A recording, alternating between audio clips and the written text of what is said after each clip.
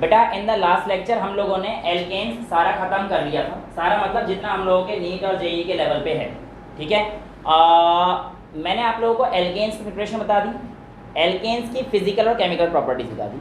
Alkanes के बाद NCERT और जो हाइड्रोकार्बन का टॉपिक जाता है बेटा वो किस पे शिफ्ट होता है, एल्कीन्स पर। एल्कीन्स को हम लोग ओलिफीन्स भी बोलते हैं, क्या बोलते हैं, ओलिफीन्स। तो एल्कीन्स आर आल्सो कॉल्ड ओलिफीन्स। क्या होता है ओलिफीन्स बेटा, एक्चुअल में मैं आपको बताता हूँ, ओलिफीन्स जो हमारे पास ये वर्ड है ये ग्रीक वर्ड है।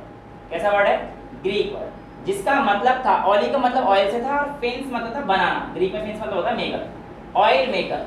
अब एक्चुअल में उस टाइम पे जो एल्कीन था, उस टाइम पे एक ही एल्कीन था गिनती का, इथीन या इथाइलिन, C2H4। और जब हम लोगों ने इसे क्लोरीन के साथ रिएक्ट कराया था Cl2 के साथ, तो हमारे पास C2H2Cl2 बन गया, जो कि एक ओलियम ऑयल था उस टाइम। तो वहां से वर्ड आया था ये ओलिफीन्स। मैंने आपको पैराफिन से बताया था, लिटिल एफिनिटी है ना, सब चीज का मतलब है, सब चीज के पीछे क्यों ओलिफीन्स बोलते हैं, ये सारी चीजें यहाँ से आती हैं, ठीक है। एल्कीन्स का जनरल फार्मूला क्या है, याद होना चाहिए सभी को, क्या है एल्कीन का फार्मूला, CnH2n ओनली। तो एल्कीन का जो जनरलाइज्ड फार्मूला है वो हमारे पास CnH2n है। और ये सारी चीजें एल्केन, एल्कीन, एल्काइन के बारे में जब हम लोग इनकी IUPAC कर रहे थे सबने देखी, राइट। अब हमारे पास एल्कीन्स की आइसोमेरिज्म के बारे में बात करनी है। आइसोमेरिज्म मतलब ऐसा स्ट्रक्चरली डिफरेंट रहे लेकिन नंबर ऑफ कार्बन्स और बॉन्ड्स उसमें सेम रहे, उसको हम लोग आइसोमेरिज्म करते हैं। आइसोमेरिज्म मैंने आप लोगों को कितने तरीके करा रखी है, position isomerism, functional isomerism, ring chain isomerism, tautomerism, metamerism and so on. लेकिन एल्कीन्स सिर्फ और सिर्फ 4 तरीके की आइसोमेरिज्म दिखाएगा। पोजीशन आइसोमेरिज्म, जहां पर उसके डबल बॉन्ड की पोजीशन चेंज हो, कहने का मतलब अगर मैं यहाँ पर अपना कंपाउंड बना देता हूं ऐसे और इसी कंपाउंड को मैं बनाता हूं ऐसे, तो इन दोनों में डबल बॉन्ड की पोजीशन चेंज हुई है बेटा, तो ये हमारे पास क्या हो गया, पोजीशन आइसोमेरिज्म। अब आगे अगर आएगा कि चेन आइसोमेरिज्म क्या है, तो देखो 4 कार्बन का है अब मैं इसको कुछ ऐसे बनाना चाहता हूं, तो क्या है, कभी बन पाएगा, कभी नहीं बन सकता, कभी नहीं बन सकता, क्योंकि एक डबल बॉन्ड तो लगाना ही पड़ेगा। और एक डबल बॉन्ड के लगाते इस कार्बन के 5 बॉन्ड बन रहे हैं, 4 बन रहे हैं, 4, एक तो बन सकता है, एक तो बन सकता है। लेकिन टर्शियरी में क्या है, कभी बन पाएगा ऐसे नहीं, कि कार्बन की वैलेंसी कितनी होती है, 4, लेकिन यहाँ पे इस कार्बन की 5 होंगी, 1 2 3 4 5। अगर मैं ऐसे कर देता और इसको ये सॉल्व करता तो इट इज नॉट पॉसिबल। तो क्वेश्चन ऐसे ही पूछ सकता है, इनमें से कौन सा चेन आइसोमर नहीं है, ऑप्शन देगा तो मैं धुआं उठाकर, है ना, तो नहीं बन सकता इसका। तो ये नॉर्मल चेन आइसोमेरिज्म, ये मैं सारी चीज करा चुका हूं, बस ये रिकैप करवा रहा हूं यहाँ पर। नेक्स्ट हमारे पास है रिंग चेन आइसोमेरिज्म, मैंने बना के दिखा रखा है। नंबर ऑफ कंपाउंड मिनिमम जो कि किसी भी रिंग को बनने के लिए होना चाहिए वो 3 चाहिए। और आपको मैंने बताया था कि एल्कीन और साइक्लोएल्केन का फॉर्मूला सेम रहता है, कि साइक्लो कंपाउंड जुड़ते ही 2 बॉन्ड जुड़ जाते हैं, इसमें 2 हाइड्रोजन कम हो जाता है। तो यहाँ पर देखिए प्रोपीन और साइक्लोएल्केन ये रिंग आइसोमेरिज्म दिखा रहे हैं, रिंग चेन आइसोमेरिज्म दिखा रहे हैं, और ज्योमेट्रिकल आइसोमेरिज्म। इसके बारे में विस्तार से पूरे लेक्चर में ही बात करेंगे, इसलिए ध्यान से। मैंने आप लोगों को ज्योमेट्रिकल आइसोमेरिज्म पहले भी समझा रखा है, एक बार दोबारा से आप लोगों के दिमाग में फिट कर देते हैं। ज्योमेट्रिकल आइसोमेरिज्म मतलब जो आपका स्पेस में अरेंजमेंट था किसका, कंपाउंड का, उसका स्ट्रक्चर कुछ डिफरेंट है, लेकिन जो उस स्ट्रक्चर में चीजें हैं वो सेम, और वो जो डिफरेंस है वो उसके अरेंजमेंट में, किस तरीके से कंपाउंड जुड़े हुए हैं इसमें डिफरेंस है। आइए देखते हैं, यहाँ पर देखिए फटाफट से। मैंने कहा एक कार्बन था, उसके साथ दूसरा कार्बन डबल बॉन्ड जुड़ा हुआ है, और उसमें ए के मॉलिक्यूल थे और बी के मॉलिक्यूल थे। अगर एक ही कार्बन पर सिस फॉर्म लगा हुआ है, यानी कि एक ही साइड पर ए लगे हुए हैं, एक ही साइड पर बी लगे हुए हैं, तो इसको हम लोग कहते हैं सिस फॉर्म। और अगर डायगोनली ये चीज मिल रही है तो इसको क्या बोलेंगे हम लोग, ट्रांसफॉर्म। ठीक है, जैसे कि अगर मैं आपसे पूछूं कि बेटा अगर ये ए इधर है और ये बी भी इधर है तो ये कौन सी फॉर्म है, सिस फॉर्म है या ट्रांसफॉर्म है? साफ दिख रहा है, बोल, सिस फॉर्म। ठीक है बेटा, तो ये वाली फॉर्म कौन सी है, सिस फॉर्म है। कौन सी फॉर्म बेटा है, सिस फॉर्म। कोई सी भी नहीं, ये कोई फॉर्म नहीं है ना राय को, किसी भी कंपाउंड में सिस और ट्रांस देखने के लिए जरूरी है कि आप ए और बी का कंपैरिजन दोनों कंपाउंड में करेंगे, दोनों कार्बन में करेंगे। सॉरी, एक ही कार्बन पर ए इस साइड है, इससे सिस ट्रांस नहीं पता पड़ता है। कैसी बातें कर रहे हो, सिस सिस, ठीक था, मैं ट्रांसफॉर्म है ना बेटा, तब पता पड़ता है जब ए और ए दो अलग अलग कार्बन पर कंपेयर कर रहे हो। एक कार्बन को देख के हम लोग सिस और ट्रांस का आइडिया नहीं लगा सकते हैं। बेवकूफ बनाने के लिए क्वेश्चन दिया था और प्रैक्टिस सेशन में मैंने अपने टाइम पे गलत भी किया था। ठीक है, आप मत करना। आप लोग जो पैकेज सॉल्व करते हैं एक्सवाईजेड इंस्टीट्यूट में, मैं नाम नहीं ले रहा हूँ, है ना, तो एक्सवाईजेड इंस्टीट्यूट में भी ऐसे मिलेंगे आप लोग। ठीक है, ये चीजें क्लियर हैं, सिस और ये सारी चीजें क्लियर हैं। फटाफट से आते हैं अपना प्रिपरेशन ऑफ एल्कीन पर। क्या बनाना है मुझे, एल्कीन बनाना है। यार एल्कीन बनाने का तरीका 5 या 6 ही है और वो चीज़ याद कर लो तो एल्कीन में कभी गलती नहीं करोगे। लेकिन 5 और 6 तरीके में से कुछ चीज़ें ऐसी हैं जो आपको दिमाग में बिल्कुल ध्यान से रखनी है, क्योंकि जो आसान चीज़ें वो नहीं पूछेंगे और जो मुश्किल चीज़ें हैं या जिसमें आप गलती करेंगे, मैंने वहाँ पे सारी डाल दी कि आसान चीज़ों एक दो एग्जाम्पल देंगे आप कर लोगे, लेकिन जिसमें बच्चे गलती करते हैं मैंने वो सारी यहाँ पर डाली हैं। और पेपर में देखकर आप जब PYQs या फिर अपने प्रैक्टिस सेशन के क्वेश्चंस लगाओगे तो आपको मिल जाएंगे कि हाँ ये क्वेश्चन है सारे। ठीक है, स्टार्ट करते हैं सबसे पहले bye dehydration of alcohol. Dehydration of alcohol, alcohol मतलब OH ग्रुप और डिहाइड्रेशन का मतलब क्या है, पानी को उड़ा दो, H2O एलिमिनेट होगा, एल्कोहल की डिहाइड्रेशन करानी है। तो मैंने कंपाउंड ले रखा है RCH2CH2OH। ठीक है, ये एल्कोहल है मेरा, क्योंकि OH ग्रुप का मतलब एल्कोहल हो गया। अब इसको ध्यान सुनना बेटा मेरी बात, कंसंट्रेटेड H2SO4 लेंगे तो टेम्परेचर अलग होगा, फॉस्फोरिक एसिड लेंगे तो टेम्परेचर अलग होगा। इसीलिए टेम्परेचर का भी आपको ध्यान रखना है कि कौन सा रिएजेंट आप ले रहे हैं और किसकी। प्रोसेस सेम होगी कि एलिमिनेशन आपका वाटर ही निकलेगा और डबल बॉन्ड आएगा, लेकिन किस टेम्परेचर पर दे रहे हैं ये आपको विशेष ध्यान रखना है। हाँ, ये वेरी कर सकते हैं, 100 डिग्री लिख रखा है, अगर आप ध्यान से देखेंगे तो ये कंसंट्रेटेड H2SO4 मैंने 100 डिग्री लिख रखा है, कई किताबों में 140 डिग्री है, बट मैं बताता हूँ रेंज वेरी करती है 100 से 150 डिग्री सेल्सियस, कोई दिक्कत नहीं है। मैंने 100 एक जनरलाइज टर्म दे रखी, बट 100 से 150 इससे ऊपर नहीं जाएगी। किसके साथ, H2SO4 के साथ। होगा क्या, आइए देख लेते हैं। वैसे मैंने पूरा मैकेनिज्म कर रखा है, फिर भी तुम्हें समझा देता हूँ। CH2CH2OH, ये OH है, इसका OH उड़ाओ, इससे एक बॉन्ड कम हो गया, इससे एक H निकल जाएगा, ये इसके पास आ गया, तो एक H इससे निकल के इस OH के पास जुड़ेगा तो क्या बन गया, H2O हो गया ना, वाटर एलिमिनेट। और इधर से एक बॉन्ड गया, इधर से एक बॉन्ड गया। इन बॉन्ड को एलिमिनेट करने के लिए अब कंपेंसेट भी तो करना पड़ेगा, जब एलिमिनेट हुआ है कुछ तो क्या कर लेंगे, कार्बन कार्बन कह देंगे कोई बात नहीं भाई, जाने दे उसको, हम डबल बॉन्ड बना लेते हैं। भाई कार्बन की वैलेंसी भी तो सेटिस्फाई रहनी चाहिए। और ये डबल बॉन्ड बनाते क्या बन गया हमारे पास, एल्कीन। और प्रिपरेशन हमें किसकी करनी थी, एल्कीन। तो पहला स्टेप क्या है भैया आपके पास, बाय डिहाइड्रेशन ऑफ एल्कोहल, जिसमें हम लोग कंसंट्रेटेड H2SO4 लेते हैं 100 डिग्री सेल्सियस पर, और फॉस्फोरिक एसिड लेना 200।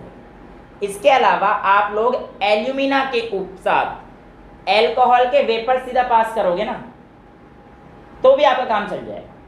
ठीक है, क्वेश्चन आया हुआ है प्रीवियस ईयर के किसी बहुत पुराने क्वेश्चन में कि भैया ये किसका फॉर्मेशन है, तो alcohol vapour over alumina, silica के ऊपर भी इवन चलाओगे, इवन सिलिका के ऊपर भी चलाओगे ना तो भी आपका काम चल जाएगा, कोई प्रॉब्लम वाली बात। क्लास 12th के हिसाब से भी कोई डाउट है, पूछना है तो पूछ लो। क्लास 12th के हिसाब से भी और अभी के हिसाब से भी मैं बता रहा हूँ आपको, जो इसकी मैकेनिज्म है ये आती ही आती है ना। 12th में 6 या 7 गिनती की मैकेनिज्म है, और उनमें से एक मैकेनिज्म आपका यही है क्या, कि आप लोगों का डिहाइड्रेशन ऑफ एल्कोहल कैसे होता है उसका मैकेनिज्म बताइए। 3 नंबर क्वेश्चन बन सकता है बोर्ड्स में। ठीक है, सबसे पहले मैकेनिज्म में आपको कुछ नहीं करना, बस ये देखना है कि हमने स्टेप कौन कौन से करें। यार देखो ना, इतना समझ में आ गया ना कि H2 निकल गया और अपने पास डबल बॉन्ड आ गया, ये तो क्लियर है। लेकिन ये हुआ कैसे होगा, क्या क्या प्रोसेस रहे होंगे, इस चीज को जानना। ध्यान सुनो, ऑक्सीजन के पास यहाँ पर हमें साफ साफ दिख रहा है भाई 2 बॉन्ड इधर से 2 बॉन्ड इधर, 4 बॉन्ड हो गए। ऑक्टेट कंप्लीट करता है ऑक्सीजन, क्लास 9th की बातें हैं। ऑक्टेट कंप्लीट करने के बाद 4 इलेक्ट्रॉन और बचेंगे, तो 8 इलेक्ट्रॉन ऑक्सीजन के पास आ रखे हैं, साफ साफ मैंने आपको दिखा दिया। ये कंपाउंड एल्कोहल है। अब ये जो H+ आया होगा, ये कहाँ से आया है बेटा, मैंने बताया था तुम्हें, जो रिएक्शन करनी है ये किसकी प्रेजेंस में करनी है, किसी एसिड की प्रेजेंस। सिर्फ H2SO4 क्यों बोल रहे हो, H+ होना चाहिए, H नहीं, H+ आयन, ठीक है। यानी कि एसिड की प्रेजेंस में हम लोग जब रिएक्शन कर रहे हैं तो यानी कि हमारे पास क्या आ रहा है, उसमें H+ आयन आ रहा है। तो जब H+ आयन आ गया तो देखो ये लगा रखा है मैंने H+, तो समझ में आ गया कहाँ से आया होगा। जब ये हमारे पास आएगा तो होगा क्या कि ये H+ को सेटिस्फाई वगैरह करने के लिए ये कहेगा कि यार इलेक्ट्रॉन है यहाँ पर, तो प्लस चार्ज को इलेक्ट्रॉन देके उसके पास चला जाएगा। बड़ी बात तो है ही नहीं यार, पॉजिटिव चार्ज है, एक लड़का है और लड़की देखेगा तो किसके पास जाएगा, और ऑप्शन में लड़का है तो किसके पास जाएगा, ऑब्वियसली या तो लड़की के पास जाएगा। जनरल केस में अब एक्सेप्शन लेके आ जाओ और कह दो सर आजकल आर्टिकल लग गए हैं XYZ, वो केस अलग है। एक्सेप्शन तो हर जगह, इसमें भी लग जाएंगे एक्सेप्शन तो, लेकिन मैं कह रहा हूँ जनरलाइज केस में इलेक्ट्रॉन डेफिशिएंट किसके पास जाएगा, इलेक्ट्रॉन रिच के पास। तो कहानी अब भी सेम, H+ एक इलेक्ट्रॉन डेफिशिएंट है, O के पास भरे पड़े हैं इलेक्ट्रॉन, कहेगा आजा भाई तो मेरे पास आ जा, कह रहा आ रहा हूँ भाई, ये देखो ये गया इधर, और यहाँ पर देखो ये CH3CH2 OH के पास एक H+ आ गया। अब जैसे इसका इलेक्ट्रॉन ये खा जाएगा तो ये बन जाएगा इलेक्ट्रॉन डेफिशिएंट। तो यहाँ पर ये जो चीज बनी, OH के पास एक प्लस आ गया ना, तो ये इसे कहते हैं प्रोटोनेटेड एल्कोहल, क्योंकि प्रोटॉन H+ वाला प्रोटोनेटेड एल्कोहल बन जाता है। यानी कि पहला स्टेप क्या है, फॉर्मेशन ऑफ प्रोटोनेटेड एल्कोहल। दूसरे स्टेप में आपके पास आएगा एलिमिनेशन ऑफ वाटर मॉलिक्यूल। देखो H2O बॉन्ड लेके भाग जाएगा, और H2O बॉन्ड लेके भाग गया, H2O तो स्टेबल हो गया, लेकिन जो प्लस चार्ज था, जो इसके ऊपर प्लस चार्ज था, ये अब भी तैर रहा है, और ये कहता है H2O तो चला गया, वो तो स्टेबल है, कहीं ना कहीं तो रहेगा। तो H पॉजिटिव का जो पॉजिटिव चार्ज रहता है ये आ जाता है बेचारे कार्बन के पास। भाई इसे H2O भाग गया ना, अब इसके पास पॉजिटिव चार्ज बचा।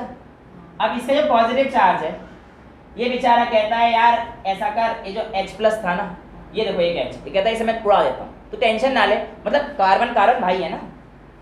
वो कहता है भाई के चक्कर में कोई अगर भाभी आके लड़ाई करवा रही है तो भाई में लड़ाई नहीं होनी चाहिए, लेकिन आजकल हो जाती है। लेकिन कार्बन बहुत अच्छे भाई है, कार्बन लड़ाई नहीं करेगी। इसने कहा इसकी ऐसी की तैसी, ये देखो H+ पहले भी अकेला था, तो टेंशन ना ले भाई, मेरे पास एक H है, इसको मैं बाहर निकाल दूंगा और मैं तेरे साथ बॉन्ड बना के एल्कीन बनाऊंगा। H+ बाहर, जो कंडीशन थी वही हो गई, H+ आयन अभी रिलीज हो गया और ये एल्कीन बन गया। तो 3 स्टेप में, पहला फॉर्मेशन ऑफ प्रोटोनेटेड एल्कोहल, दूसरा एलिमिनेशन ऑफ वाटर मॉलिक्यूल, तीसरा एलिमिनेशन ऑफ या डीप्रोटोनेशन बोल सकते। डीप्रोटोनेशन मतलब प्रोटॉन हट गया ना, H+ हट गया तो प्रोटोनेशन, तीसरा स्टेप डीप्रोटोनेशन, और इससे एल्कीन बन जाए। क्लियर है, कोई डाउट? हाँ कौन से वाले में बेटा, इसमें नहीं नहीं, ये तो निकल गया, रिलीज हो गया, ये एल्कीन बनने क्या रिलीज हुआ है। मैं प्रोडक्ट में नहीं बता रहा हूँ कि आपके पास प्रोडक्ट में रिएक्शन नहीं, प्रोडक्ट में नहीं कह रहे, प्रोडक्ट तो हमारे पास क्या, ये तो मैकेनिज्म है कि क्या हुआ होगा। अब ये आप सॉल्वेंट में कर रहे हो बेटा एक, तो H+ आयन अगर एसिड है वहां पे तो H+ के साथ कोई दिक्कत नहीं होगी, और अगर OH है वहां पे तो H+ और OH- माइनस मिलके वाटर बना, ठीक है। तो ये सारी चीजें आप लोगों को मेरे हिसाब से समझ में आ गई होंगी, कोई दिक्कत तो नहीं है। अब देखो आपके पास जो भी हमारे पास एल्कोहल है ये 3 टाइप के हो सकते हैं, primary alcohol, secondary alcohol, tertiary alcohol. तो इसमें से सबसे बढ़िया एल्कीन कौन बनाएगा, इस बात का ऑर्डर क्या होता है, tertiary followed by secondary followed by primary. क्यों ऐसा होता है, तो आप लोगों को मैंने पढ़ा रखा है, टर्शियरी कंपाउंड का रिएक्शन इंटरमीडिएट टर्शियरी कार्बोकैटायन होगा, और टर्शियरी कार्बोकैटायन मतलब उसके पास आई इफेक्ट बहुत ज्यादा स्टेबल है। जब टर्शियरी वाला ज्यादा स्टेबल है तो इसका मतलब टर्शियरी वाला प्रोडक्ट भी स्टेबल बनेगा। बाकी जिसको समझ में नहीं आया आ गया है, आ गया है, देखो बड़ा मजा आएगा अभी आगे, ये देखो मैंने क्या बोला था, ये तो आसान वाली चीज़ तो कर लोगे, लेकिन एग्जामिनर कहाँ पे फंसाएगा ये देखा। एग्जामिनर फंसाएगा यहाँ पर, कहाँ पर कि केस ऑफ ब्यूटेनॉल। अब ब्यूटेनॉल क्या है, एक एल्कोहल है, ध्यान सुनना इस चीज़ को। CH3 CH2 CH2 CH2H butane और इसमें अल्कोहल लग गया तो ब्यूटेनॉल हो गया। रिएक्शन सेम करा रहा हूँ, एसिडिक मीडियम में रिएक्शन कर रहा हूँ 100 डिग्री सेल्सियस। कई किताबों में इस पे 140 डिग्री लिखा हुआ है, कोई फर्क नहीं पड़ता, मैं तुम्हें बता चुका हूँ 100 से 150 ले लेना, मुझे दिक्कत। ध्यान सुनना, इस OH को हटाऊंगा अगर तो हमारे पास डबल बॉन्ड यहाँ पर आएगा। सिंपल सी बात है, यहाँ पर देखना जरा, इस OH को हटाया तो डबल बॉन्ड यहाँ पे आया। बेसिकली इसको मान लो अल्फा और ये बीटा, तो अल्फा और बीटा के बीच डबल बॉन्ड आता है जनरली। सुनना ध्यान से जो मैं कह रहा हूँ, बहुत इंपॉर्टेंट टॉपिक है। यहाँ पर मैंने अगर इस OH को हटाया है तो मेरे पास यहाँ पर डबल बॉन्ड क्यों आएगा, इस चीज को जानते हैं। आएगा तो ठीक है, पर क्यों आएगा ये जानते हैं। ये इसलिए आएगा कि यहाँ पे हमारे पास कार्बोकैटायन यहाँ पे बनेगा। पहला स्टेप तो यही था ना, फॉर्मेशन ऑफ प्रोटोनेटेड वाला, और उसमें इंटरमीडिएट यही था कि कार्बोकैटायन बनेगा। जो ये था प्रोटोनेटेड अल्कोहल वाला, इसमें कार्बोकैटायन ही तो बना था। अब यहाँ पे भी एक कार्बोकैटायन बन गया, और इस कार्बन में 2 हाइड्रोजन है और ये प्लस चार्ज यहाँ पर है, तो ये प्राइमरी कार्बोकैटायन है। सबको दिख रहा है साफ साफ, इसमें तो कोई दिक्कत नहीं है ना। प्राइमरी सेकेंडरी टर्शियरी, भाई प्राइमरी मतलब CH2 है, सेकेंडरी मतलब CH है, और टर्शियरी मतलब एक दिन, ये मैंने तुम्हें करा, ठीक है। अब मेरे पास यहाँ पर प्राइमरी कार्बोकैटायन है, और इसका जो अरेंजमेंट होगा ये H बाहर निकल जाएगा और यहाँ पे क्या आ जाएगा, डबल बॉन्ड। देखो CH, इसका जो प्रोडक्ट आएगा CH3 CH2 CH double bond CH2, clear. लेकिन जो अब तक हमने पढ़ा उसके हिसाब से ये सही होना चाहिए, अब तक जो पढ़ा उसके हिसाब से सही होना चाहिए, लेकिन ये गलत है। क्यों? हाँ एग्जैक्टली, टर्शरी है ही नहीं बेटा, टर्शरी नहीं है, सेकेंडरी है वो, ध्यान से देखो, सेकेंडरी है वो, ध्यान से देखो। तो एक H है, सेकेंड टर्शरी का यही नहीं, अभी टर्शरी का केस होगा अगर आगे तो है शायद, हाँ वो है, करा रहा हूँ स्टेप वाइज आऊंगा। तो यहाँ पे बिल्कुल सही पकड़ा उस बच्ची ने कि सर यहाँ पर ये जो है माइनर प्रोडक्ट बनेगा, क्योंकि यहाँ पर आपके पास जो अरेंजमेंट हो रहा है, जो प्लस चार्ज लग रहा है, यहाँ पे डबल बॉन्ड आ रहा है, और यहाँ पे डबल बॉन्ड आने की वजह से हमारे पास ये कंपाउंड बन तो जाएगा, बट अगर 100% से 20% ही बनेगा। मैं बता रहा हूँ, अनस्टेबल नहीं बोलेंगे बेटा, 20% बनेगा। अनस्टेबल की जगह लेस स्टेबल बोल दो, ये बात सही रहती है। तो ध्यान सुनना, there is a big difference between less stable and unstable. Unstable compound बनते ही टूट जाता है, लेस स्टेबल मतलब रहते हैं, ठीक है। तो अनस्टेबल बोलना गलत हो सकता है, लेस स्टेबल बोलना इस परफेक्टली होगी, क्योंकि 20% तो बन जाएगी। अच्छा, अब देखो रीअरेंजमेंट क्या होता है कि हमारे पास एक पॉजिटिव चार्ज इधर शिफ्ट हो जाता है इस वाले में, यानी कि थर्ड कार्बन, और जैसे ही पॉजिटिव चार्ज इधर शिफ्ट होगा तो देखो यहाँ पे ए प्राइमरी था, ये सेकेंडरी कार्बोकैटायन बनेगा, क्योंकि CH है, एक ही H है, यहाँ देखना यार एक ही H। तो डबल बॉन्ड अगर इधर आ जाएगा तो कंपैरेटिवली ज़्यादा स्टेबल कंपाउंड बनेगा, और इसीलिए हमारे पास ये जो कंपाउंड बना जिसमें डबल बॉन्ड इधर था, यानी कि ब्यूट-2-ईन, यहाँ पे ब्यूट-1-ईन था या 1-ब्यूटीन बोल लो, ब्यूटीन-1 बोल लो, एक ही बात है, और ये ब्यूट-2-ईन। तो मेजर फॉर्म कौन सी होगी बेटा, ब्यूट-2-ईन, ठीक है। समझ में आया क्यों? क्योंकि इसका जो रिएक्शन इंटरमीडिएट था ये सेकेंडरी अल्कोहल, सेकेंडरी कार्बोकैटायन, पहले वाले केस है प्राइमरी था, और रिलेटिव स्टेबिलिटी किसकी ज्यादा होती है, सेकेंडरी की ओवर प्राइमरी। तो इसीलिए हमारे पास ये ऑर्डर ये फॉलो होता है, ठीक है। सेट-ज़ेफ रूल, सेट-ज़ेफ रूल सुन लो ध्यान से। कई किताबों में Z-सेफ लिखेगा, कई किताबों में Z-सेफ लिखेगा, कई किताबों में सेट-जेफ लिखेगा, कई किताबों में सेट-जेफ। पढ़ लो एक ही नाम, ये बंदा यही बंदा है। कहीं कल मेरे को दिखा सर Z-सेफ, ये एक ही बात है बेटा।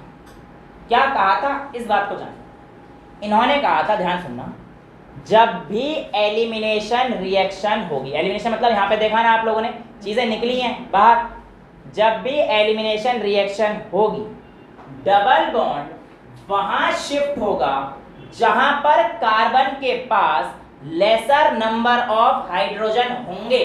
ध्यान सुन लेना, जहां पर कार्बन के पास लेसर नंबर ऑफ हाइड्रोजन होंगे, या दूसरे तरीके से कुछ किताबों में बच्चे ले आएंगे सर देखना इस किताब में कुछ और लिखा है, उसमें लिखा होगा डबल बॉन्ड वहां शिफ्ट होगा जहां पर मोर सब्स्टिट्यूटेड कार्बन होंगे, बात अलग ही नहीं है। यहाँ देखो जरा इधर नालायकों, इतनी इतनी सी बात लेके आना मत, मैं बता रहा हूँ पहले, ये देख लो अब एक ही बात है, वैसे नहीं आता सही बात। और कोई डाउट, अब तक डाउट है कोई? देखो ध्यान से, मैंने बोला अब डबल बॉन्ड, इस कार्बन को देखो ध्यान से, एक CH2 बनेगा इस पे, राइट, और अगर मैं इस कार्बन पे एक सब्स्टिट्यूशन कर दूं तो एक C बनेगा, और इस कार्बन पे फर्दर एक और लगा दूं तो एक भी H नहीं बनेगा। Z कहता है डबल बॉन्ड उधर जाएगा जिधर कम नंबर ऑफ हाइड्रोजन हो। तो चेक कर लो ना यार, इस कार्बन पे मैंने बाकी सारे हाइड्रोजन बैलेंस नहीं कर रहे हैं, बस जो समझाना चाह रहा हूँ बैलेंस कर रहा हूँ, ठीक है? ये मत कहना सर हाइड्रोजन बैलेंस नहीं कर रहा। यहाँ देखो, इस पे 2 हाइड्रोजन, इस पे 1 हाइड्रोजन, तो लेसर नंबर का मतलब सब्स्टिट्यूशन ज्यादा हो रहा है ना बेटा भाई। लेसर नंबर ऑफ हाइड्रोजन मतलब हाइड्रोजन कम हो रहा है, मतलब सब्स्टिट्यूशन बढ़ गया ना। बात तो एक ही है, कान ऐसे पकड़ लो ऐसे पकड़ लो, नंबर थोड़ी 4 के 4 ही मिलने का सही करके आओगे तो, चाहे लेसर नंबर ऑफ हाइड्रोजन बोल लो या मोर सब्स्टिट्यूटेड कार्बन बोल लो। ये देखो ना, इस कार्बन पे लेस नंबर ऑफ हाइड्रोजन क्यों है? क्योंकि कार्बन मोर सब्स्टिट्यूटेड है ही नहीं, तो मतलब मोर सब्स्टिट्यूशन और अच्छा है बेटा, फिर तो और बढ़िया है, टर्शियरी हो गया ना, और फेवर करेगा भी आगे है इसी, ठीक है? तो ये स्टेटमेंट है, प्लीज ये देख लेना। तो यहाँ पे मैंने ऑर्डर लिख रखा है एल्कीन का R2C, यानी कि अगर मेरे पास ऐसा कोई एल्कीन है, सबसे बढ़िया है, क्योंकि इसमें सबसे मैक्सिमम सब्स्टिट्यूशन है ना, H है ही नहीं, तो सबसे बढ़िया एल्कीन। उसके बाद एक H लगा देना बेचारे पे, फिर 2 H लगा देना, फिर 3 H लगा देना, फिर सबसे बेकार ये ऑर्डर मैंने लिख रखा है, कहाँ गया ये? R2C डबल बॉन्ड R2C, फिर R2C एक H लगा दिया मैंने, फिर 2 H लगा दिए, फिर अभी इसके बाद ही बनेगा, है ना? तो ये बनाते रहना, वो मुझे उससे कोई दिक्कत। नेक्स्ट, इथाइलिन की लेबोरेटरी में मैन्युफैक्चर किस प्रोसेस से होती है, पूछा गया क्वेश्चन, तो मैंने लिख दिया, मैंने बोल रखा है, यहाँ से पढ़ लोगे तो लगभग तुम्हारा नीट जेई मेंस तक का तो आराम से क्लियर हो जाएगा, एडवांस ये क्वेश्चन बन जाएगा। तो क्वेश्चन पूछा था लेबोरेटरी प्रिपरेशन क्या है इथाइलिन की, तो कह देना सर क्या है, इथेनॉल को H2SO4 में डाल दो, बन गया, ये रहा कहाँ गया, ये रहा लेबोरेटरी मेथड, इथेनॉल को H2SO4 में डाल दो, डिहाइड्रेशन हो गई। और फायदा क्या है इस चीज का, जो बाय प्रोडक्ट मिलता है वो H2SO4 है, ज्यादा H2SO4 भी लगेगा तुम्हारे पास, बाय प्रोडक्ट भी H2SO4 मिल रहा है ना, फायदा ही हो गया ना, समझ में आ रही है कहानी? तो यहाँ पर हमारे पास ये चीज है, अगर इस प्रोडक्ट को हम लोग लेबोरेटरी में ऑब्टेन कर रहे हैं तो ऐसी पॉसिबिलिटी जरूर रहती है कि आपके पास वहां पर इम्प्योरिटीज आ सकती हैं in the form of carbon dioxide और सल्फर डाइऑक्साइड। यद्यपि आपके पास ऐसी चीजें दिखती हैं तो घबराने वाली कोई बात नहीं, लेबोरेटरी वाले हैं बहुत सारी चीजें, ये जो गैस आई इसको पास कर देंगे KOH के साथ, ये देखो solution is pass through KOH या NaOH, और जैसे ही आप इससे पास करोगे तो ये जो इम्प्योरिटीज थी ना CO2 और SO2 की एब्जॉर्ब हो जाएंगी और प्योर गैस पास हो जाएगी, उसको आप डिस्टिलाइज कंडेंसेट करके आराम से अपना बाय प्रोडक्ट ले सकते, बाय प्रोडक्ट नहीं मेन प्रोडक्ट। क्लियर है यहाँ तक की सारी चीजें? तो लेबोरेटरी में गैस सिंथेसाइज होगा इथेनॉल और H2SO4 की वजह से। ये हमारे पास अभी तक प्रिपरेशन ही चल रही है, मैंने पहले बोला था 5 से 6 प्रिपरेशन है गिनती की, ज़्यादा जो मेन काम है उसमें टाइम लगा, कोई प्रॉब्लम वाली बात नहीं। नेक्स्ट है रेट्रोपिनेकॉल रीअरेंजमेंट, जिसको हम लोग वैगनर शिफ्ट भी बोलते हैं। वेल एक्चुअल में यहाँ पर आप लोगों के पास, मैंने जब आपको पढ़ाया था कौन सा GOC, तब आपको याद होना चाहिए एक शिफ्ट नाम की चीज हुआ। कौन कौन शिफ्ट थी वहाँ पे? फिनाइल शिफ्ट, मिथाइल शिफ्ट और hydrogen shift, right? Phenyl shift भी हो सकता है, मिथाइल शिफ्ट भी हो सकता है और हाइड्रोजन शिफ्ट भी हो सकता है। और अगर आपसे पूछता है क्वेश्चन ये कि रिलेटिव ऑर्डर ऑफ स्टेबिलिटी कौन सी शिफ्ट की वजह से मैक्सिमम होती है, तो याद रखना फिनाइल, क्योंकि उसमें रेजोनेंस होता है ना। फिर methyl shift followed by H, ये सारी चीजें हमारे पास बेसिक सी चीजें हैं। अब इस चीज को समझने की बात करते हैं। It is a shift of phenyl, methyl और hydrogen in order to gain extra stability. आज आप लोग यहाँ आए हो, क्यों आए हो? ताकि पढ़ लिख के कुछ अच्छी जगह पर पहुंच जाओ, in order to gain extra stability ना, अच्छी जगह पर पहुंच जाओ।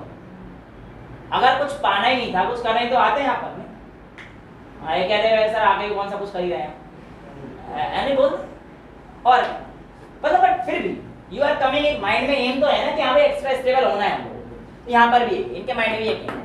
और ये एम कैसे पूरा होगा, इसको कंपाउंड आपको दिख रहा होगा 1 2 3 4 5, है ना।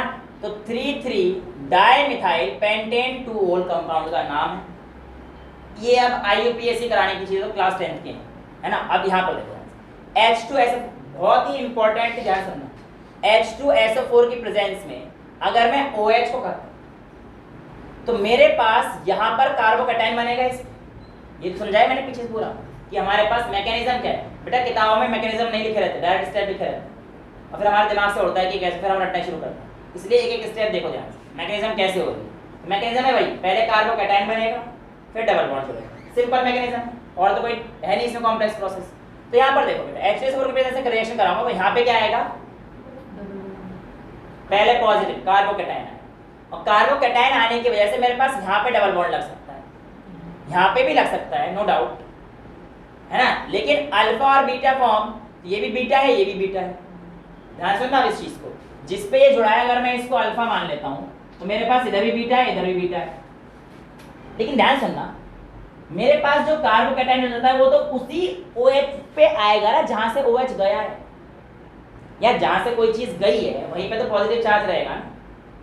तो कहने का मतलब ये है इस कार्बन पे पॉजिटिव चार्ज आएगा और इस कार्बन की हाइड्रोजन बैलेंसिंग करते हैं। तो देखो 1 2 3 यानी कि एक हाइड्रोजन तो इस कार्बन पर है, यानी कि सेकेंडरी कार्बन है। क्लियर, ठीक। तो मैंने कहा मेरे पास एक कंपाउंड कुछ इस तरीके से आ गया कि इसके पास एक कार्बोकैटायन बन गया, सेकेंडरी कार्बोकैटायन बन गया, राइट। अब देखो जरा इसके पास पॉसिबिलिटी है, इसके पीछे वाले कार्बन भाई के पास एक CH3 जो कि टर्शियरी फॉर्म में बैठा हुआ है। अब मैंने कहा था कार्बन कार्बन भाइयों में दोस्ती बहुत अच्छी है, ये लोग लड़ते नहीं है भाभी के चक्कर में। इन भाइयों में इतना प्यार था, इसने कहा भैया ऐसा हो सकता है क्या कि आपका पॉजिटिव चार्ज इधर आ जाऊं, आप अपना ये वाला कंपाउंड मेरे को दे देना। वो कहेगा इससे मेरा क्या फायदा, तेरा देखो ना आप टर्शियरी कार्बोकैटायन बन जाओगे और आप ज्यादा स्टेबल हो जाओगे। उसने कहा ठीक है, तो यहाँ पर देखो मिथाइल शिफ्ट हो गया, ये जो मिथाइल ग्रुप था ये इस पे शिफ्ट हो जाएगा और पॉजिटिव चार्ज इस पे शिफ्ट हो जाएगा। तो यहाँ पर जो हमारे पास कंपाउंड था जो यहाँ पर बनता वो ऐसा बनता, ये पॉजिटिव चार्ज इनके पीछे डबल बॉन्ड बनता, पर लेस स्टेबल सेकेंडरी कार्बोकैटायन है। यहाँ देखना जरा, ये अगर इस पे शिफ्ट हो जाए और टर्शियरी कार्बोकैटायन बन जाए तो इसमें और इसके पीछे डबल बॉन्ड बन जाएगा और CH3 इधर शिफ्ट हो जाएगा। तो ये CH3 इधर शिफ्ट, ये मेजर कंपाउंड। ये आया क्वेश्चन है जहां पे बच्चे अक्सर क्या 95 to 98% ऑफ द बच्चे गलती करते हैं, स्पेशली इन नीट, क्योंकि उन लोगों को मिथाइल शिफ्ट, हाइड्रोजन शिफ्ट या ये फिनाइल शिफ्ट में दिक्कतें तो रहती हैं, उन्हें थोड़ी पता है कितना मिथाइल शिफ्ट भी हो जाएगा। और एग्जाम बहुत चालाक दे देगा क्वेश्चन, ले बेटा ले, और लगा के दे देगा ऐसे ऑप्शन। तो मान लो ये बढ़िया है तो एक इधर कर देगा, या फिर रिजल्ट और अच्छा है वो तो ऐसे ऑप्शन ना देके ये भी दे देगा, ये वाला, ये तो और बढ़िया है तुम्हारे लिए बेवकूफ बनाने के लिए। तुम्हें थोड़ी पता पड़ रहा है मिथाइल शिफ्ट हो रहा है ना। तो बेटा जब वो मिथाइल शिफ्ट करेगा तो डबल बॉन्ड नहीं आएगा, एक मिथाइल शिफ्ट करा देना ध्यान से। तुम्हें बुद्धू बनाने के लिए भी कर सकता है कि यहाँ मिथाइल शिफ्ट कर दे, कहते मिथाइल शिफ्ट तो हो गई, नहीं, मिथाइल शिफ्ट वहां होगा या डबल बॉन्ड बन रहा होगा। समझ में आया? तो जो लिखा था पहले उसको ध्यान में रखना, इधर डबल बॉन्ड था, इधर सीधा, किधर था इधर सीधा, कौन से पे था 1 2 3 4 5 इस पे था, ये थे ना। ठीक, ये कहानी क्लियर है? जो भी था कंपाउंड में लिख रहे 1 2 3 इस पे था, ये वाला नहीं, ये कहानी थी ना, ये करके बन सकता है, लेकिन ये गलत है, हमारे सही कंपाउंड है ये कि किसमें मिथाइल शिफ्ट हो। क्लियर है सारी बातें? गलतियां तो नहीं करोगे। ऐसे क्वेश्चन हुए जो नीट और जेईई में पूछने के चांसेस बहुत ज़्यादा है, बोर्ड्स में नहीं पूछते, लेकिन कॉन्सेप्ट तो यूज करेंगे ना बोर्ड वाले भी। वेल आगे बढ़े, यहाँ तक सारी चीजें क्लियर है। पहला जो प्रिपरेशन था, preparation of alkene bye dehydration of alcohol. किसी बच्चे को डाउट है सर? जल्दी बताओ, आगे बढ़ो, डाउट है? क्लियर? आगे बाय डिहाइड्रोजन, डिहाइड्रो, ध्यान सुनना, डिहाइड्रो, हाइड्रोजन गया और हेलोजिनेशन, यानी कि हमारे पास हाइड्रोजन भी जाएगा और हेलोजन भी जाएगा।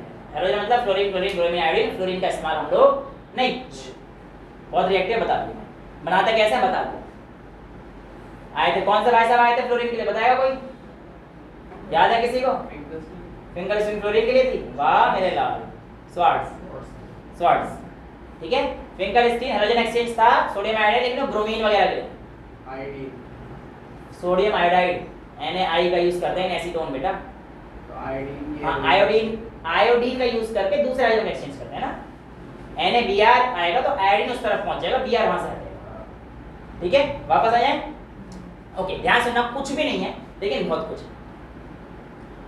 ये एल्काइल हैलाइड है, एल्केन और halogen, alkyl halide CH3 CH2 CH2Br, right. सुनना ध्यान से, रिएजेंट कौन सा यूज कर रहा है एग्जामिनर, इस बात को तो बिल्कुल दिमाग में रख लेना कि उसको बस एक ही वर्ड चेंज करना है, उसको बस एक ही वर्ड चेंज करना है। देखो ध्यान से, यहाँ पे एक तो है एल्कोहलिक और एक है एक्वस, बस बाकी सब चीजें सेम है। और इतने से कितना फर्क पड़ जाएगा हम लोग ये देखने जा रहे हैं। जब एल्काइल हैलाइड को एल्कोहलिक KOH में डालते हैं, ऐसे केस में हमारे पास एल्कीन मेजर प्रोडक्ट होता है। लेकिन अगले स्टेप में अगर आप ध्यान से देखेंगे तो एल्काइल हैलाइड को जब हम लोगों ने किससे पास किया, एक्वस KOH से, वहां पर आप लोगों के पास alcohol is the major product. RX के साथ अगर आप एक्वस KOH डालोगे तो एल्कोहल मेजर प्रोडक्ट बन रहा है, लेकिन एल्कोहलिक KOH डालोगे तो एल्कीन मेजर प्रोडक्ट बन रहा है। इंपॉर्टेंट क्या है, एक छोटा सा कंपाउंड जो कि एक्वस है या फिर एल्कोहल। देखो एल्कोहलिक में ये बना डीहाइड्रोहेलोजिनेशन, देख लो भैया, हाइड्रोजन बाहर हाइड्रोजन बाहर, तो ये डी मतलब बाहर निकल गया। यहाँ पे कहोगे सर यहाँ पे हाइड्रोजन निकला ही नहीं है, KBr बाहर निकल रहा है आपका, ये तो डीहाइड्रोहेलोजिनेशन होगी। अबे नालायको, मैं ये थोड़ी पढ़ा रहा था, ये तो बस बता दिया तुम्हें, पढ़ा तो ये रहा था ना मैं, यहाँ निकला है HBr, ये थोड़ी एल्कोहलिक KOH है। अगर एल्कोहलिक KOH लोगे तब जाके HBr रिलीज होगा ना। एक्वस KOH में कहाँ HBr लिख रहा है, तो KBr ही बाहर आ रहा है। ऐसे बनाया KBr है, तुम लोगों ने तो HBr लिख दिया होगा आगे में, हैं या KBr ही लिखा है, ठीक है, तो KBr ही आएगा बेटा यहाँ। ठीक है, अब मेरी बात ध्यान से, अगेन भाई इसमें गलती नहीं करोगे, गलती यहाँ करोगे। कैसे, ये देखो यहाँ पे, ये एल्काइल हैलाइड है, इस एल्काइल हैलाइड में से ध्यान सुनना, जिस एल्काइल हैलाइड में से जाएगा ना वो अल्फा कार्बन, मतलब जहाँ पे R ग्रुप है उसके साथ एल्काइल हैलाइड है या OH कुछ भी, वो अल्फा। जैसे कि यहाँ पर देखो ये अल्फा है तो इसके साथ वाला बीटा, ये अल्फा है तो, क्योंकि अल्फा कैसे बताया, किस किस पे, हाइड्रोजन ग्रुप है या OH ग्रुप है, जो भी ग्रुप है, ये अल्फा तो ये बीटा, तो हमेशा जो डबल बॉन्ड बनेगा वो कहाँ बनेगा, between alpha and beta bond. Alpha और बीटा कार्बन के बीच में डबल बॉन्ड बनेगा, बस बाकी सारी कायदे सिंपल है। अब देख लो यहाँ पे ये डबल बॉन्ड बना किसके बीच में, अल्फा बीटा। यहाँ पर आना मेरे बच्चा, ये कार्बन पे ब्रोमीन इस कार्बन पे अटैच, जिसकी वजह से अल्फा कार्बन ये, तो बीटा इधर भी है बीटा इधर भी है, रे ये तो फंस गए ना। ये तो समझ में आ रही है कहानी, कहाँ फंसे, कि बीटा इधर भी है बीटा इधर भी है। अब डबल बॉन्ड किस तरफ लगेगा, अब डबल बॉन्ड किस तरफ लगेगा बताओ भैया, लेफ्ट में भी लग सकता है, इस पे भी लग सकता है, बट टर्शियरी का सॉल्यूशन यहाँ पे है ही, टर्शियरी तो यहाँ पे है ही नहीं।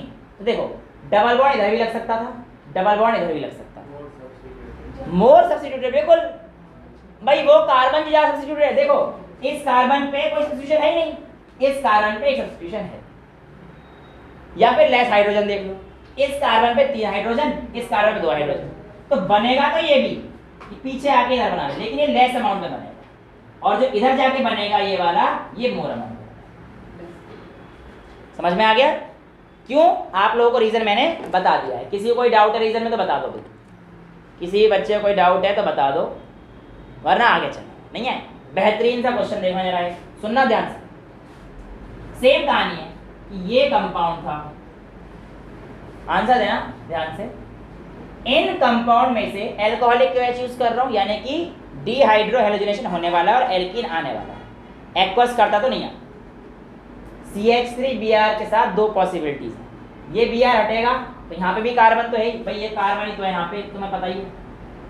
अब ये अल्फा कार्बन, एक बीटा कार्बन ये है, एक बीटा कार्बन ये है, और एक बीटा कार्बन ये है भाई, ये कार्बन बीटा, क्योंकि ये तो अल्फा ग्रुप हो गया, जिस पे हाइड्रोजन अटैच होता है अल्फा ग्रुप हो गया। एक बीटा ये है और एक बीटा ये है। अब बताओ किस पे जाएगा, मेजर प्रोडक्ट कौन हो, कैसे पता करें, तो बेटा ध्यान से, जब मेरे पास ये वाला हटता है तो डबल बॉन्ड इस कार्बन के बीच में आ सकता है, बिल्कुल आ सकता है, तो यहाँ पे ऐसा कुछ बन जाएगा, राइट। और दूसरा पॉसिबिलिटी है कि ये यहाँ पर अंदर बन जाए। अब चाहे यहाँ पर बने या यहाँ पर बने, बात सेम है मेरे बच्चे, क्योंकि यहाँ पे भी नाम सेम आएगा, ऊपर कर देते नीचे कर देते कोई फर्क नहीं आता। तो ये दो जो प्रोडक्ट बनेंगे, चाहे ऐसे बना लो या ऐसे बना लो, कोई अंतर नहीं है, दोनों सेम है।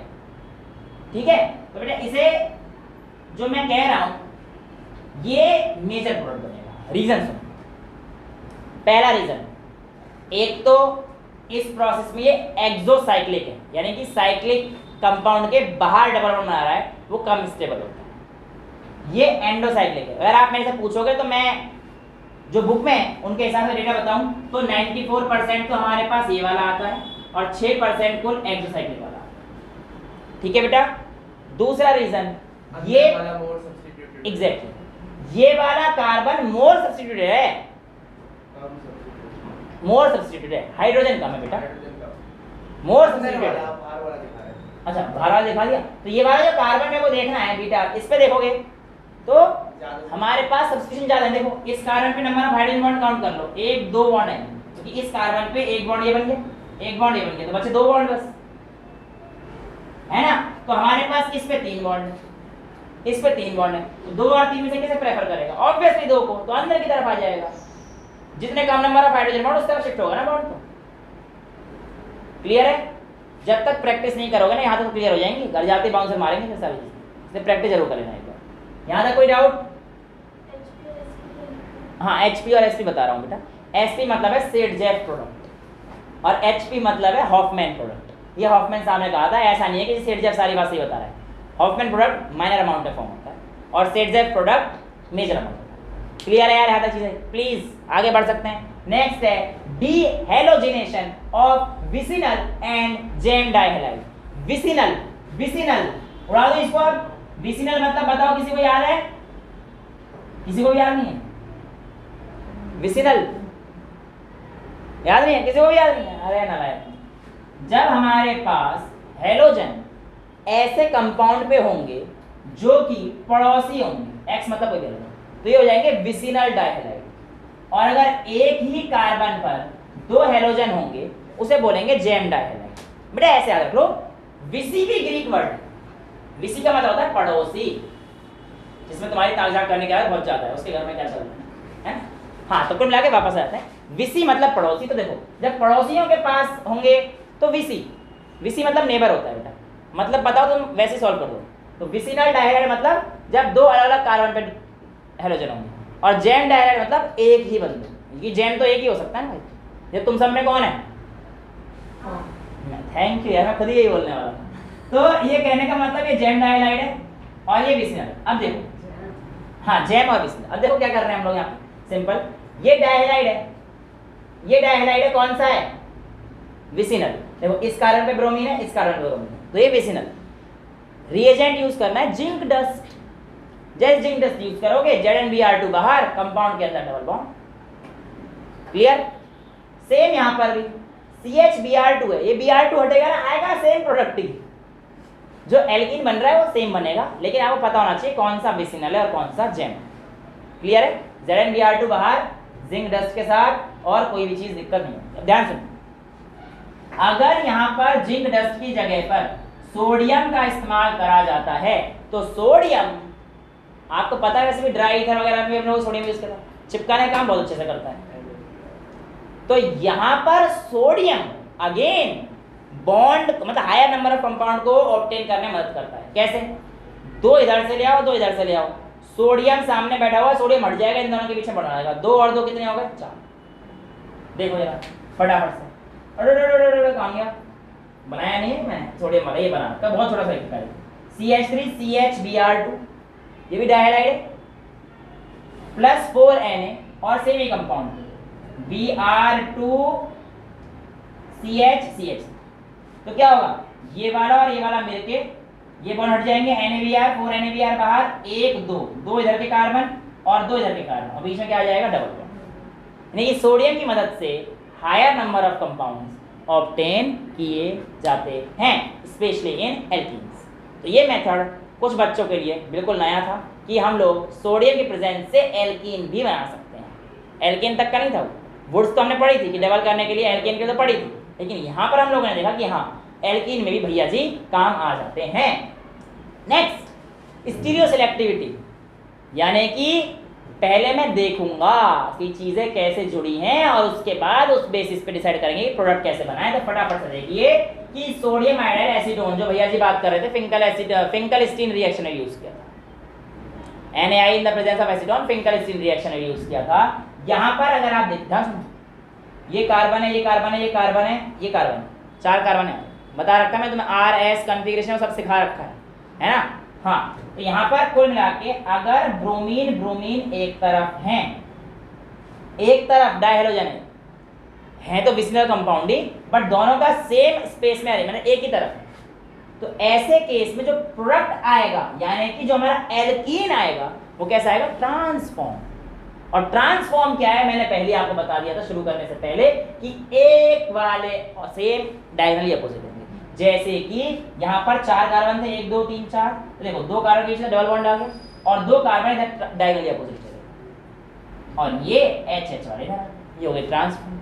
लेकिन अगर आपके पास रिएजेंट में एक ब्रोमीन इधर और एक ब्रोमीन इधर की बजाय इधर आ जाए, यानी कि ब्रोमीन अब ऐसे हैं, तो स्टीरियो सेलेक्टिव मतलब अब जो अरेंजमेंट है वो चेंज हो जाएगा, अब सिस फॉर्म आ जाएगा। यानी कि अगर प्रोडक्ट में हमें ट्रांसफॉर्म जैसा कुछ दिख रहा है तो इसका मतलब उसका जो रिएजेंट रहा होगा कैसा रहा होगा, सिस फॉर्म का रहा होगा। सिंपल सी भाषा में यहाँ समझ लो भैया, ये Br अपोजिट थे, तो इस बार जो Br आएंगे वो डबल बॉन्ड के इस तरफ कर देंगे इसको, यानी कि सिस फॉर्म CH3 इस तरफ होगा।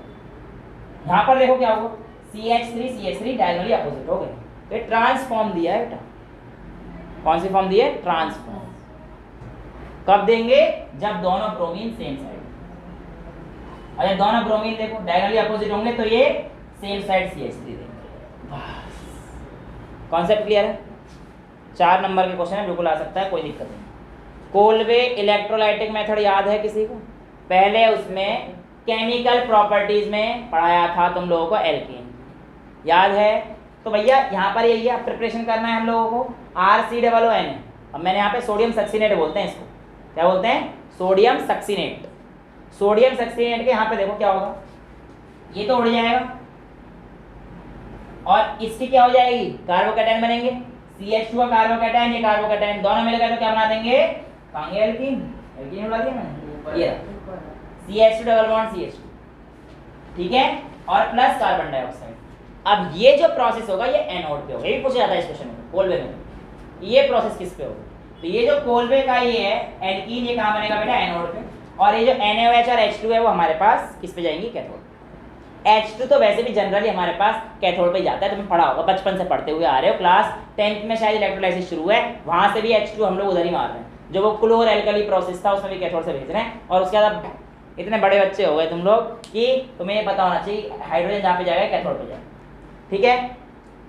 4th समझ में आ गया। 5th partial hydrogenation of alkynes. Partial hydrogenation of alkynes सुनना ध्यान से, यहाँ पे बहुत ही अच्छा कॉन्सेप्ट है जिससे आपको PYQs में भरमार मिलेगी। Previous year question specially NEET भरमार मिलेगी। क्या कहता है, ये एल्काइन है, रिएजेंट देख लो ध्यान से, रिएजेंट देखो ध्यान से, Na in the presence of liquid ammonia, इसकी प्रेजेंस में अगर आप कराओगे तो आपको ट्रांस प्रोडक्ट मिलेगा। कैसा मिलेगा, ट्रांस, और इसे वो कहते हैं बिर्च रिडक्शन। क्या कहते हैं, बिर्च रिडक्शन। बिच नहीं, क्या देख के आंसर ये गंदी बात है, नहीं शरीफ सा बच्चा हूं। हाँ क्या कहते थे, बिच नहीं, हाँ बिर्च, BIRCH, बिर्च रिडक्शन। किसमें, Na in the presence of liquid ammonia. और किसको करा रहे हैं हम लोग, एल्काइंस को करा रहे हैं, एल्काइंस। तो एल्काइंस को यहाँ पे डाला मैंने, तो ये देखो ध्यान से, देखो जरा जिससे दिक्कत हो रही है, R ग्रुप ऑपोजिट साइड में है, A ट्रांसफॉर्म है, बिर्च रिडक्शन लिखा है BIRCH, अगर कैमरे में नहीं आ रहा है। नेक्स्ट ध्यान सुनना, एजेंट का यूज कर रहा हूं मैं इस बार, हाइड्रोजन ऐड कर रहा हूं, इसे हाइड्रोजनेशन बोलते हैं। और ये जो है palladium in the presence of BaSO4 with partial poisoning, थोड़ी सी पॉइजनिंग, जो BaSO4 से काम होता है पॉइजनिंग कराना। BaSO4 छोड़ दो, सल्फर डाल दो, हो जाएगी पार्शियल पॉइजनिंग। उसको भी पसंद नहीं आ रहा, छोड़ दो, क्विनोलिन डाल दो, क्यूनोलिन, QUINOLEN। इन सबसे पार्शियल पॉइजनिंग कराई जाती है। रोजनमंड में भी ये रिएक्शन आएगी जब हम लोग बड़ी क्लास में, रिएक्शन रोकने। हाँ रिएक्शन रोक, थोड़ी सी पार्शियल रोकने की, ठीक है। तो अब हमारे पास ये एल, क्योंकि फिर एल्केन दे देगा ना यार, ज्यादा हाइड्रोजनेशन कराएंगे तो पार्शियल पॉइजनिंग कराई जाती है। तो यहाँ पर देखो एल्कीन मिलेगा, और एल्कीन कौन सा मिलेगा? Cis form. यहाँ पर देखना जरा, आर आर सेम तरफ, एच एच एक तरफ, सिस फॉर्म। और ये palladium in the presence of BaSO4 या पार्शियल पॉइजनिंग करते हैं, इस कैटलिस्ट को क्या बोलते हैं? Lindlar's catalyst, LINDLARS। मैंने दोनों का भी दे दिया, लड़की को भी और लड़के की, बाकी समझने वाले के लिए सारा काफी है। बहुत बढ़िया क्वेश्चन है, बढ़िया क्वेश्चन, ठीक है। ध्यान सुनना, मैं सॉल्व कर रहा हूँ, मैं ही गलत करूंगा, मैं ही सही करूंगा, तुम लोग तो करने से। देखो जरा, इस रिएक्शन में मैं मेजर प्रोडक्ट एल्कीन का लिखने जा रहा हूं, तो मेरे पास आएगा CH2 double bond, CH2 single bond, CH2 इधर जा सकता। देखो भाई Cl यहाँ पर इतना पढ़ाने के बाद मैं इतना एक्सपेक्ट कर सकता हूँ, तुम्हें पता है कि कार्बोकेटायन ये तो इधर बनेगा, इधर बनेगा, ये वाला जो है प्राइमरी है, ये वाला सेकेंडरी। तो कुल मिला के अगर मैं इधर बना दूंगा डबल बॉन्ड, ये कौन सा? 1 2 3 1 2 3 रुक जा, चौथा मतलब यहाँ पर CH single bond CH CH3 और CH3। एक पॉसिबिलिटी तो ये थी, एक पॉसिबिलिटी तो ये थी। क्या ये सही है? नहीं। कितने बच्चे कह रहे हैं कि ये गलत है? सारे कह रहे हैं। मैं नालायक हूँ, ये सही है। मैंने कहा था कि मैं गलत बताऊंगा, मुझे पता था, मैं कोई बोलेगा ये सही क्यों है? ये देखो कॉन्जुगेशन, दिमाग लगाना है, फिट करना है। बात आपकी बिल्कुल सही थी कि सर क्यों बुद्धू बना रहे हो, ये है स्टेबल प्रोडक्ट। क्योंकि आपने इतने देर से यही बकबक करे जा रहे हो कि जो लेस सब्स्टिट्यूटेड हाइड्रोजन, जिसमें लेस हाइड्रोजन होंगे वो मेन का फॉर्म होगी, ये मेन होना चाहिए। मेरी एक बात और सुन लेते, 2 मिनट के रुक के सुन लेते। मैं ये कहने वाला था आगे कि बेटा इधर देखना यार, इधर नहीं, किधर लगाया था? इधर। सर ये मेन है, ये क्यों कह रहे हो? सुनो बेटा, आपकी बात प्राइमरी सेकेंडरी टर्शियरी की बिल्कुल गलत नहीं है, लेकिन primary secondary tertiary rule overcome हो जाता है। देखो मैं समझता हूं, तुम्हें ऐसा समझ नहीं है, मैं समझता। एक लड़का है, उसे क्या चाहिए थी? लड़की चाहिए थी। लेकिन अगर उस लड़की के पास, उस लड़के के पास ऑप्शन है, एक लड़की मिल रही है नॉर्मल वाली और एक मिल रही है ऑडी BMW वाली, तो जनरली किसके पास जाएगा? तेज बता दे, खुद पता है इसे, किसके पास जाएगा? ऑडी के पास। क्यों जाएगा? स्टेबिलिटी है। अमीर से क्या मतलब है? स्टेबिलिटी। अमीर से मतलब स्टेबिलिटी। पैसा बेटा ऐसे मत देता, लड़कियां बहुत मारेंगे। बता रहा हूँ, स्टेबिलिटी है ना। स्टेबिलिटी क्यों है? क्योंकि वहां पे कॉन्जुगेशन, ध्यान से, कॉन्जुगेशन का मतलब होता है alternate double bond single bond, double bond single bond. अगर ऐसी कहानी चल रही है तो कंपाउंड ज्यादा स्टेबल होता है। इसलिए मैंने कहा था एग्जामिनर आपको कंफ्यूज करने के लिए कोशिश करता है, और आप लोग का एग्जामिनर मैं भी करूंगा। ऐसे क्वेश्चन आएंगे तो आप कंफ्यूज ना हो। यहाँ पर देखिए कहीं से कॉन्जुगेशन तो नहीं बन रहा, देखा, double bond single bond, double bond single bond, यानी कि कॉन्जुगेशन है। और ऑल्टरनेट कॉन्जुगेशन आता है तो कंपाउंड बहुत स्टेबल है। इसी को टिक करेंगे, ना कि अपने गंदे दिमाग वाले। तो ऑडी BMW में बैठ जाना, ठीक है, तो काम चल जाएगा, ठीक है। अब जब बात की अच्छी, वो सब फिजिकल प्रॉपर्टीज है, बहुत सिंपल तरीके से। शुरू के 3 मेंबर गैस, बाकी के 14 लिक्विड और हायर। अब सुनो, मैं एक दो बातें और सुन लो। इथाइलिन का कोई आइसोमर नहीं बन सकता, लिखा है, बताया नहीं तो शायद। हाँ, इथाइलिन का कोई आइसोमर नहीं बन सकता, यहाँ से आता है, क्योंकि इथाइलिन के अलावा, क्योंकि यहाँ पे एक्सेप्शन किसका है? इथाइलिन का है। तो एक्सेप्ट इथाइलिन और olefins are colourless and odourless, colour and odourless. बाकी सब में कोई खुशबू नहीं, लेकिन इथाइलिन में होती है और अच्छी खासी खुशबू होती है ना। इवन आपके जो छुछू छुछू करते हो ना, जिससे बदबू उड़ती है, हाँ, उसमें भी कुछ कुछ अमाउंट में यूज करते हैं। इनसॉल्युबल इन वाटर, भाई पोलर है ही नहीं, C और C बॉन्ड है, कहाँ से पोलर? C और H बॉन्ड है, कहाँ से पोलर? बेकार की बातें क्यों करते हैं? तो क्या वाटर में सॉल्युबल होंगे? नहीं, लेकिन नॉन पोलर में होंगे, बेंजीन, ईथर, ठीक है, उनमें होंगे। नेक्स्ट ध्यान सुनना, सेम जो चीज पढ़ी थी अगेन, बॉइलिंग पॉइंट इंक्रीज होगा with number of increase in carbon atoms. भाई कार्बन के एटम बढ़ते जाएंगे, बॉइलिंग पॉइंट बढ़ जाएगा, लेकिन मॉलिक्यूलर वेट बढ़ रहा है। लेकिन जैसे वो स्फेरिक रेन की ब्रांचिंग हो जाएगी तो क्या दिक्कत थी? वॉन डेर वाल फोर्स कम हो रहा था क्योंकि एरिया कम हो रहा था। ब्रांचिंग में आता ही चीजें स्फेरिकल हो रही थी। स्फेरिकल का मतलब उसका सरफेस एरिया कम, सरफेस एरिया कम मतलब उसका वॉन डेर वाल फोर्स कम, और वॉन डेर वाल फोर्स कम मतलब बॉइलिंग पॉइंट। क्लियर है? कोई दिक्कत तो नहीं, रट तो आराम से लेते हैं, लेकिन कॉन्सेप्ट पता होना चाहिए कि बॉइलिंग पॉइंट क्यों कम हो रहा है, क्योंकि सरफेस एरिया कम हो रहा है। क्लियर है? ध्यान सुनना।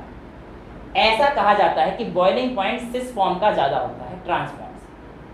बना के दिखा देना तुम्हें सिस और ट्रांसफॉर्म। अगर आपसे पूछ जाए कि अरेंज करिए in the order of increasing boiling point, तो याद रखना पहले तो सारे नंबर ऑफ कार्बन एटम्स गिनने, फिर देखना क्या इसमें सिस और ट्रांस तो नहीं फंसा रहा है। अगर सिस और ट्रांस में फंसा रहा है तो किसका ज्यादा होगा बेटा? सिस वाले का बॉइलिंग पॉइंट ज्यादा। लेकिन अगर मेल्टिंग पॉइंट की बात करेगा तो ट्रांसफॉर्म का मेल्टिंग पॉइंट ज्यादा होता है। वाई? ट्रांसफॉर्म की जो सिमेट्री होती है, उसके जो मॉलिक्यूल्स होते हैं वो क्रिस्टल लैटिस में अच्छे से फिट हो जाते हैं, और फिट होने की वजह से स्टेबल जाता है, और इसीलिए उनका मेल्टिंग पॉइंट भी ज्यादा होता है। ट्रांसफॉर्म है, संज्ञा लिखा भी होगा, देख, ठीक है, यही फॉर्म है। अब आते हैं केमिकल प्रॉपर्टीज। मैंने थोड़ा सा लिखा है क्योंकि इसके आगे मेरे को पता था टाइम इतना ही हो पाएगा। सुनो ध्यान से, केमिकल प्रॉपर्टीज में, क्योंकि यहाँ पे डबल बॉन्ड है, डबल बॉन्ड का मतलब इनके पास इलेक्ट्रॉन की अवेलेबिलिटी है, और इलेक्ट्रॉन की अवेलेबिलिटी होने की वजह से कुछ भुक्कड़ लड़के उस लड़की के पास जाते हैं, ठीक है, क्योंकि उसके पास इलेक्ट्रॉन है, इलेक्ट्रॉन रिच है। तो जिनके पास कुछ भी नहीं है, गरीब बेचारे, इलेक्ट्रॉन डेफिशिएंट, वो जाएंगे ना उसके पास। हाँ मेरी तरह ठीक है, जाएंगे, मिल जाएगा, ठीक है, ऐसे मिल ही जाते हैं। तो कुल आगे बात ये है कि डबल बॉन्ड जब है तो इलेक्ट्रॉन रिच स्पीशीज है, और इलेक्ट्रॉन रिच स्पीशीज होने की वजह से जो इलेक्ट्रॉन डेफिशिएंट है उस पर अटैक करते हैं, जिस वजह से काफी ज्यादा केमिकल प्रॉपर्टी शो करते हैं। असर्शन रीजन का क्वेश्चन बन सकता है। Assertion, alkenes show greater chemical properties, reason they attract widely the electrophiles. क्या होगा ऑप्शन? 1 2 3 4 बताओ भाई, क्या सही? पहला, यस, पहला ही सही। असर्शन रीजन का पता होना चाहिए। Statement 1 is correct and reason is the correct explanation for assertion. बिल्कुल यही था, क्योंकि ये वाइट, इनके पास इलेक्ट्रॉन रिच रहते हैं, मैं तुम्हें पूरा एक्सप्लेनेशन दे दिया था, उसके बेस पर असर्शन रीजन बनाया था, ये आपको समझ में आया, ठीक है। तो यहाँ पर ये चीज इसमें बोल रखा है, क्योंकि आपके पास जैसे ही एडिशन ऑफ इलेक्ट्रोफिलिक रिएजेंट, ये ER क्या है? Electrophilic reagent, releases the strain. अब ये स्ट्रेन क्या है अगली क्लास में देखेंगे। तो स्ट्रेन वैसे तो ऐसे समझो, सुनो, ये मेरे हाथ अभी बंद है, कसम से बहुत दर्द हो रहा है, लेकिन इस पे सपोज करो इधर आगे कह दो सुन मैं तेरे पास हाइड्रोजन आना चाहता हूँ, इधर कहता है मैं तेरे पास हाइड्रोजन आना चाहता हूँ, तो मैं क्या करूँगा? आ जाओ ना आराम से, मैंने खोल दिया इसे। तो हाइड्रोजन जब आ गए तो देखो मेरे हाथों का जो स्ट्रेन है वो रिलीज हो गया ना। एक्चुअल में इधर जो एंगल होता है, मान के चलो इधर जो एल्कीन में रहता है लगभग रहता है 120 का, और जैसे एल्केन रहता है 109 का, तो वो कम हो जाता है स्ट्रेन, ठीक है। तो ये जो पॉइंट लिखा हुआ है, तो मैं इसका मतलब ये, क्लियर है, समझ में आ गया चीजें। नेक्स्ट, एडिशन ऑफ हाइड्रोजन, यही है, पढ़ा दिया सीधा।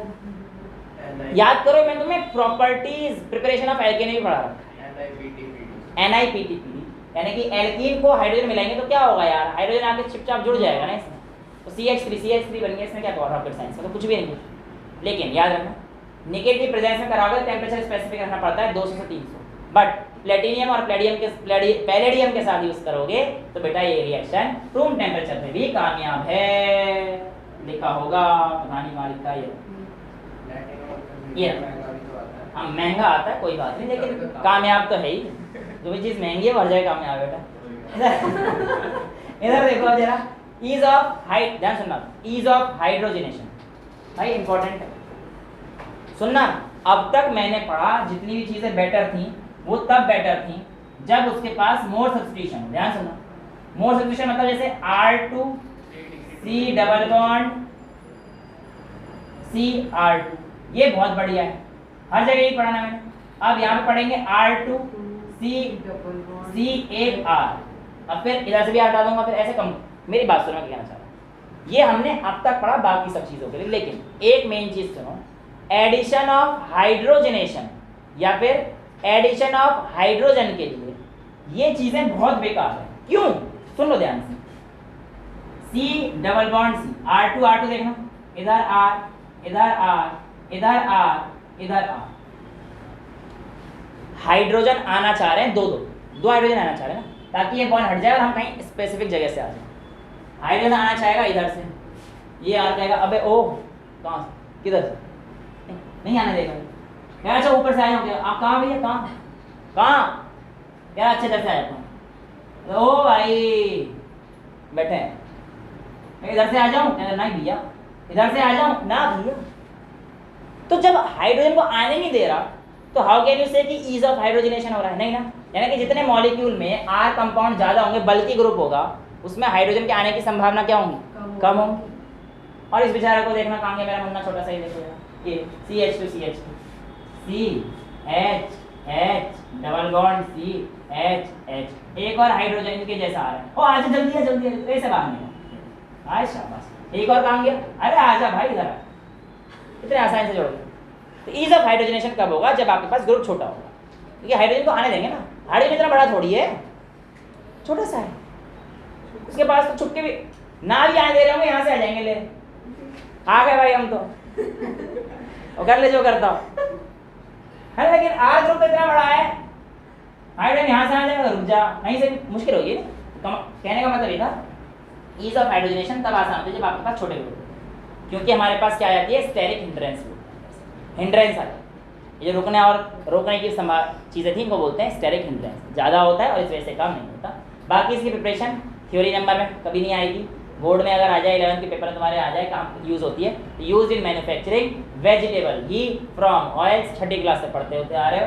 और उसके बाद ये देखो catalytic hydrogenation gives syn addition. Syn मतलब सिमेट्रिक, मतलब सिन मतलब मैंने सिन और एंटी कंपाउंड पढ़ाए थे जब IUPAC कराए, सिन और एंटी। सिन का मतलब कुछ नहीं है, देखो ध्यान से नहीं कर देता हूँ, एक हाइड्रोजन इधर जाएगा तो एक हाइड्रोजन इधर आएगा, है ना, तो सिन इससे सिमेट्रिक, ठीक है।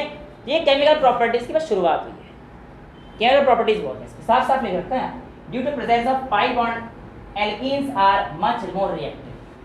पाई बॉन्ड है भाई, ये तुम्हें पता है ना कि डबल बॉन्ड में हमारे पास क्या होता है, एक सिग्मा एक पाई, ये लिखा भी है मैंने। एल्कीन्स है double bond 1 sigma and 1 pi.